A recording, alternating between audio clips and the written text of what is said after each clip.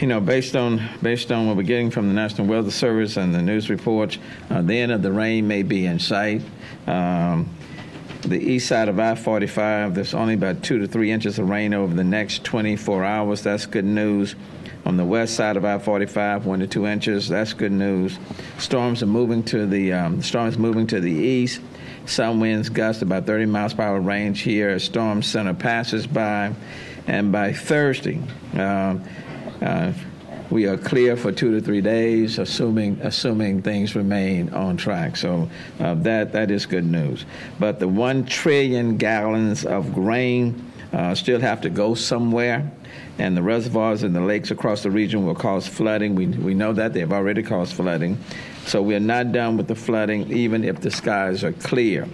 With regards to the reservoirs, Barker Cypress, they have increased the release from Barker Cypress, but I'm going to let Steve speak to that issue. Okay. Yes, as we discussed earlier this morning, the Corps had advised that they were going to increase the discharge rate up to 8,000 CFS. We've had additional conversations with the Corps. They've actually increased their discharge up to 14,000 CFS, and they're anticipating that they're going to peak somewhere around 16,000 CFS. And the reason for this additional discharge is to prevent as much overflow that's going from around the dam that is currently going around the dam in Addicks.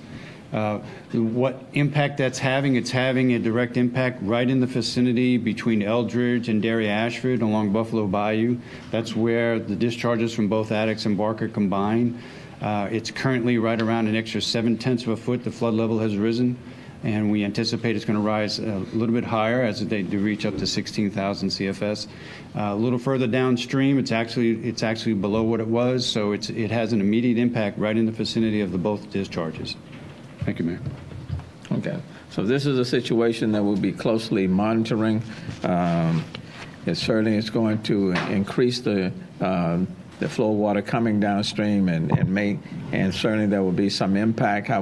We'll be watching carefully to kind of monitor that impact and the flooding conditions. So certainly asking everyone to be alert, to be attentive as we move forward. On the rescues, which continues to be a high priority for all of us, let me call on Chief Acevedo.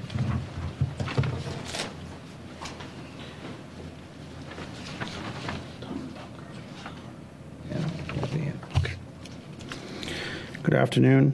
Good evening, everybody. Thanks for being here. As of approximately 1,700 hours since the last time we spoke, the Houston Police Department has rescued an additional 600 individuals.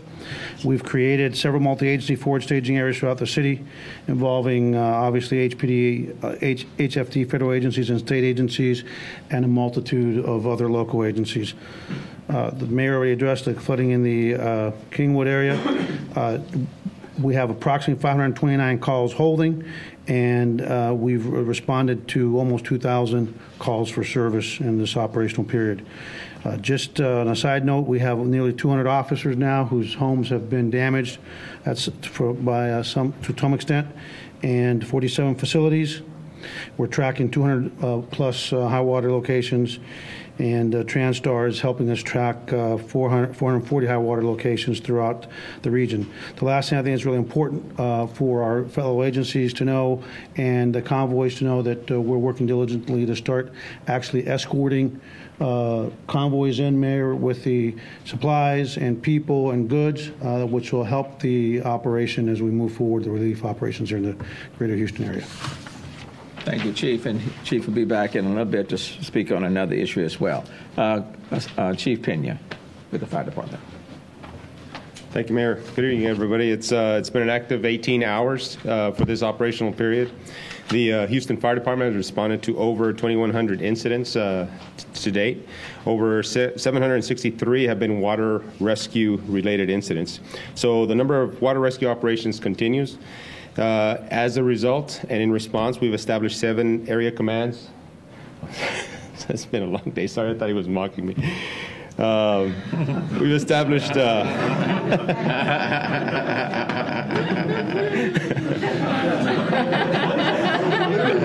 He doesn't look as young as he once did. Now he's not going to say what I say, right? We've established 7 area commands throughout the city, and we're resourcing those appropriately. The areas of high demand continue to be the Kingwood area, especially the Enclave, Barrington, Royal Shores neighborhoods, as well as the Memorial City Mall area and the Maxey Road area along Greens Bayou. The Houston Fire Department responded and evacuated 124 seniors from the Maxey Road and I-10 nursing home, and they've been safely transported to an appropriate facility. Shelters, in support of the shelters, the Houston Fire Department has assigned some medic resources to those centers. We have 6 units assigned to Toyota Center, 5 units assigned to Dobie, and 7 units assigned to the GRB. At this time, we have 6 USAR teams actively engaged and incorporated into our rescue resources, and with an additional 350 personnel from those resources, we're able to rotate some crews that have been working long hours, and I continue to be incredibly impressed by the men and women of the Houston Fire Department. Most of them have been on duty for almost 2.5 days. So we're doing some things operationally to try to get those resources rested and back in the game, so to speak, efficiently. So the operation continues, and we'll continue to serve the demand as expected. Thank you, Mayor. Thank you very much. And of course, it's not just police and fire and the rescues. It's also the Coast Guard that's been a invaluable partner with us. Lieutenant Hart. Good evening. Search and rescue continues to be the highest priority of the Coast Guard right now. The Coast Guard is continuing to run 24-hour operations using 22 Coast Guard helicopters, 3 airplanes, and 28 Coast Guard boats. Just want to stress again that if anybody's in distress, local EOCs, 911, and contact the Coast Guard as soon as you possibly can. Thank you. Thank you. And of course, when individuals are rescued, they are having to go to somewhere to come out of the elements, and therefore a number of shelters have been set up. At the George R. Brown, which has been the primary or the mega shelter for the city of Houston, George R. Brown is now at about 10,000. That number has increased. And we're working, of course, to ensure enough cots are provided. We're also going to be using, because it has gotten so large and because the police department and officers are spread all over the place, doing a lot of different things at the same time, we're going to be using 50 Texas National Guard members to provide added safety within the parameters of the George R. Brown. But that number continues to grow. What I've decided to do in conversation with the Toyota Center is that we are going to use the Toyota Center to reduce the population at the George R. Brown. So it will become another shelter, but not for direct. What's the word that I'm using it for? Entry. You still have to go through the George R. Brown, but because the number is at 10,000, and I want to reduce that population because I don't want it to become so large that it becomes difficult. So I want to reduce that population. I want to thank the Toyota Center, the Rockets organization, for granting permission to use it, and that will take effect right now. So we're going to reduce the population at the George R. Brown by using the Toyota Center as a shelter. In addition, later on this evening, the county judge will announce another shelter that will be opening between the county and the city. So that will take place. But with so many people needing transportation to the shelters, we certainly would not have been able to do what we have done without the strong collaboration and partnership with Metro. They have simply been invaluable. So Karen Pittman, chairperson of the Metro Board. Thank you so very much, Mayor, we've never been prouder to be a community partner with this extraordinary team. Metro's primary focus has been and is in support of the continuing police and fire operations. We've transported over 6,000 people to shelter during the duration of this awful tragedy, and to shelters today, 3,000. So we've also, the Humble Civic Center has opened and will be transporting 2,000 people from Kingwood and Crosby to the Humble Civic Center. We remain positioned to support rescue and fire operations, get people to the shelters, get them home once the flooding has passed. And we are working directly with the American Red Cross to help their trucks, which are loaded with supplies in bulk, get to their destinations. Our police officers literally now have formed a relationship where we are meeting them if they encounter high water, help them plot another route, and help them get to the George R. Brown. So we thank everyone. This has been an extraordinary time. Houstonians have stepped up under the leadership of our mayor and County Judge Emmett, and we're just so grateful to be part of it. Thank you. Thank you. And so there are several shelters that are in existence. I want to thank Pastor Kirby John Cardwell and Councilmember Larry Green for opening up the Powerhouse. There are 700 that are over at the Power Center, and then Councilman Brenda Stardick has opened up. And is it Trinity Mendenhall Park? Trinity Mendenhall. Right. For those individuals, for example, that may be impacted from the release of the Barker Annex in that west part of town, they can certainly go to, the name again is? Trinity Mendenhall. Yeah, that place. Yeah, I think it's 4141 Worth. 4141 Worth, and it is open and ready for those on the western part of the city of Houston. And look, the support of the Houston community has just been overwhelming. You know, we asked you for clothes, and people have responded. But let me just say, the George R. Brown will no longer be accepting clothes and other things simply because we have so many people there. You can now direct supplies to BBVA. That will be receiving supplies, and we do need. Bear in mind, we got a lot of kids, so things of whether it's coloring books or some toys or things of that nature for our kids. But all of the supplies will go to BBVA. And to the extent you're going to give clothes, let me just ask that we need, let me, if you will allow me, the XL and the XXL would be appreciated, govern yourselves accordingly. You know what I'm asking for.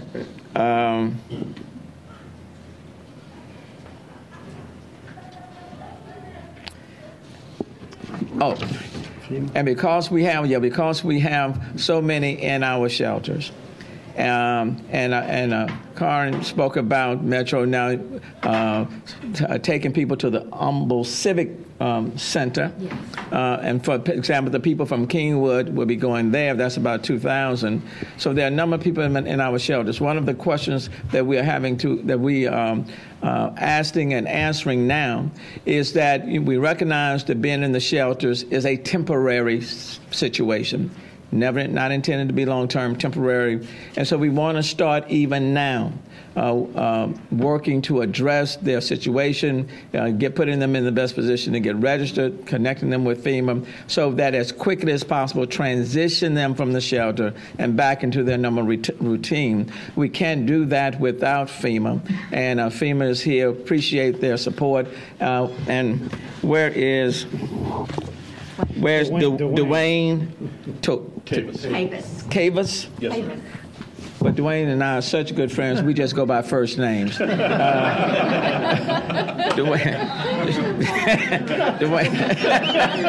Thank you, sir.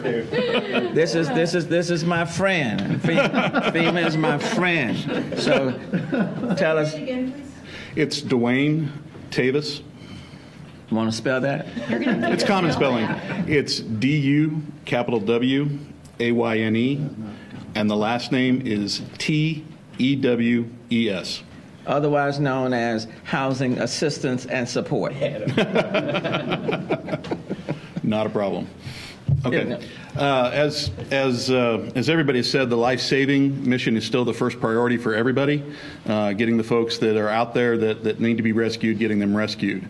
But for those that have made it to the shelters, we have activated and brought in our disaster survivor assistance teams.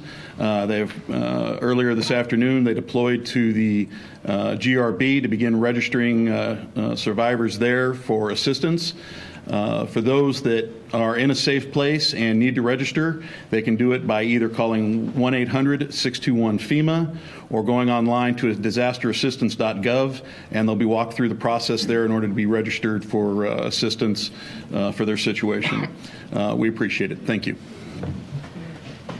And I'm asking FEMA to provide as many personnel as they can so that we can get in, so that they can get into all of these shelters and start registering and assessing people's needs. And let's start working on that now, because as we know, some people have been in shelters Saturday, Sunday, to where we are today.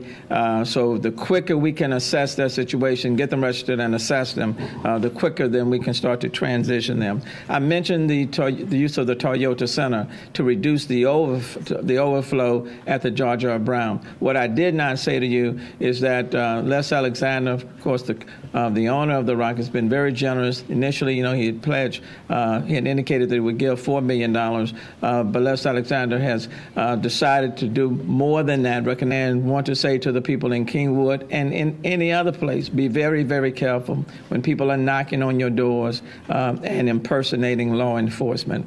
And, unfortunately, that there are people out there that want to take advantage of the situation.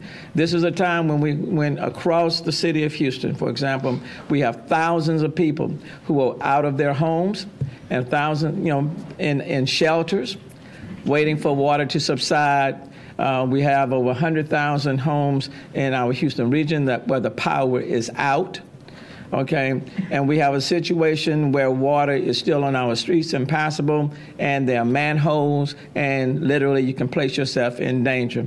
Because of the current situation and the fact that so many people are out of their homes and power is out, and it is dangerous to be on the roads late at night, I've decided to impose a curfew starting immediately tonight from 10 until 5 o'clock. Quite frankly, no one needs to be on the road or out from 10 to 5. But there are too many people from across our city, too many residents that are out of their homes, and they are in shelters. And I don't want them to have to worry about someone breaking into their home or looting or doing anything of that nature while they are away. And the reality is that there are some people who might be inclined to take advantage of this situation. And so until I decide otherwise, this curfew remains in effect. And it goes in effect this evening starting at 10 p.m. Chief Acevedo, you want to speak in addition to that? Thank you, Mayor. And Mayor Turner, as he has indicated, he is issuing an executive order effective this evening until further notice, creating a curfew in the city limits of Houston from 10 p.m. to 6 a.m., or excuse me, 5 a.m. The recommendation was made to the mayor, and he, obviously being the leader that he is, accepted it because we have had instances of looting to small scales.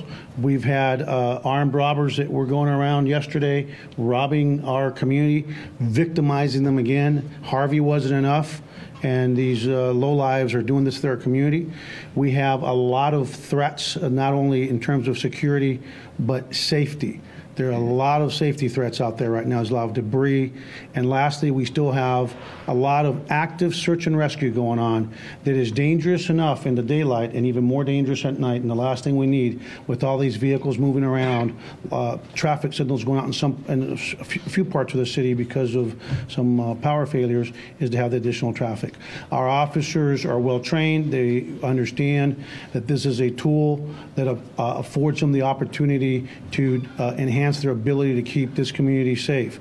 And so if you do not need to be out there, or if you are out there and you think it's a good enough reason to be out there because you have a need, know this: there's a high probability that the Houston Police Department or other law enforcement agencies will be stopping you. You will be subject to stop, questioning, search, and arrest. And so please heed the warning from the mayor and his order. But like we always do, we use a little bit of common sense and some discretion. But the discretion will be used only when absolutely necessary. You stated in Spanish as well. Yes, sir. Y you beat the mayor. El alcalde, Mayor Turner, después de la recomendación del Departamento de Policía de aquí de Houston, ha ordenado que empezando esta noche a las 10 p.m. hasta las 6 a.m., 5 a.m., disculpe, de las 10 p.m. a las 5, hasta las 5 a.m., no pueden andar en las calles manejando en la ciudad de Houston. No pueden manejar, no pueden estar en ningún lugar público, tienen que estar en su hogar. Acuérdese que esto es algo que estamos haciendo por orden del alcalde, pero es la recomendación de este departamento. Hemos tenido problemas, no mucho, pero algunos, con personas que están robando a nuestros habitantes con pistolas y fuego de armas, o armas de fuego, que diga. Y queremos parar esta clase de acciones de esos delincuentes ahora. Si está en la calle entre las 10 p.m. y las 5 a.m., nosotros en el Departamento de Policía podemos pararlo, podemos chequear sus cabros, su persona, y puede ir preso. Police Chief Acevedo reiterating in Spanish what he's already said in English, that there is a... HSI has met with us. I just spoke to them a few minutes ago upstairs.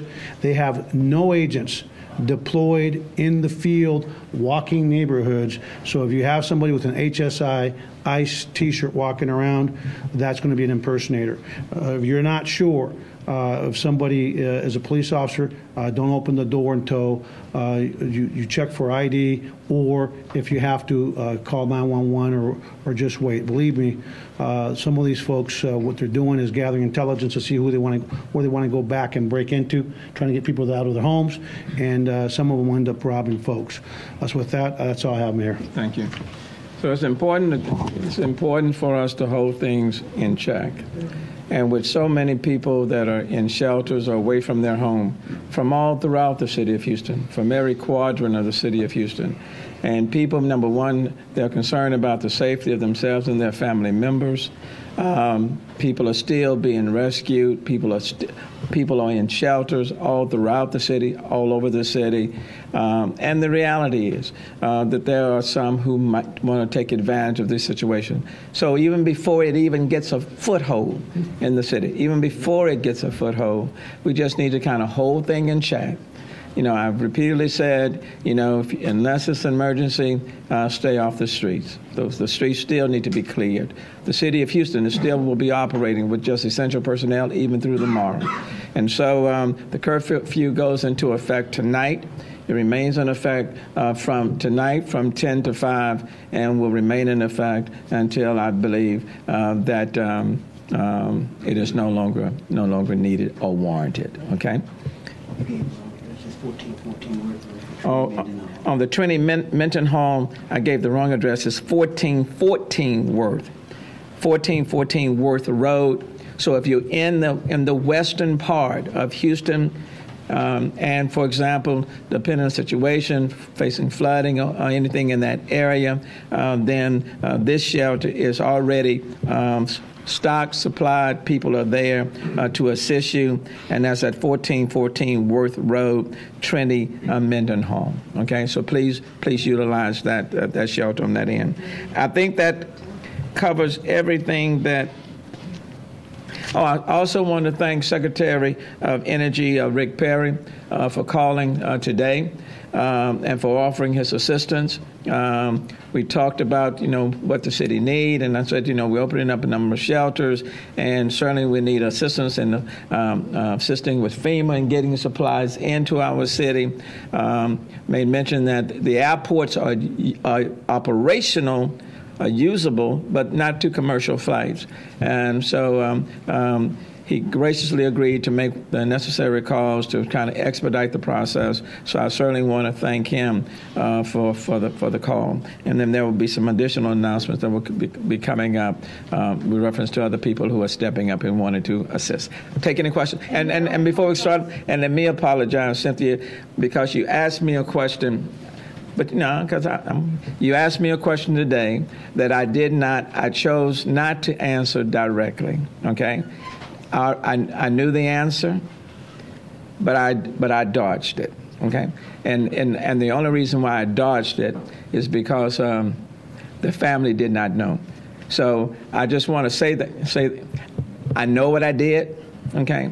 But I did it intentionally. It was not to misrepresent anything else. But since the family did not know, I just did not want to answer.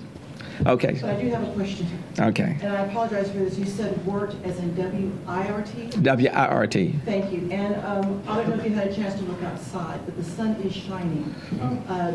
In your opinion, that is a good visual, but that does not mean that things are back to normal. Can you advise on that?